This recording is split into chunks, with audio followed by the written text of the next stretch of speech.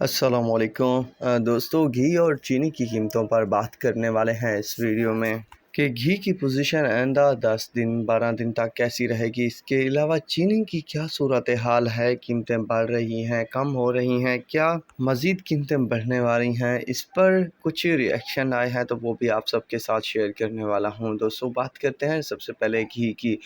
दोस्तों, जैसे कि आपको पता होगा कि मैंने 10 दिन पहले ही घी की ख़रीदारी करवा दी थी कि घी ले लें, तकरीबन ईद तक का तो माल लेकर चलें, इंशाल्लाह फ़ायदा होगा। उसका असर जो है अब दिन ब दिन देखने को मिल रहा है। तमाम किस्म के ब्रांड के घी ने कुछ न कुछ मज़ीद बेहतरी कर दी। हालांकि चंद दिन जो पहले सूरत हाल बनी, कुछ कमी भी हुई, पर अब दोबारा से जो है काम तेज़ होना शुरू हो चुका है। कारोबारी हफ्ते का दूसरे दिन भी जो है मार्केट ज़बरदस्त तेज़ी में रही पाम ऑयल की, जो ये अंदिया दे रही है कि आने वाले चंद दिन मज़ीद तेज़ी में रहेंगे और जिन्होंने अभी तक माल नहीं लिया तो वो ज़रूरत का माल लेकर चल सकते हैं। बात की जाए चीनी की तो दोस्तों, चीनी का बाज़ार भी फ़िलहाल वक्त जो है खामोश और गर्म मोड में दिखाई दे रहा है।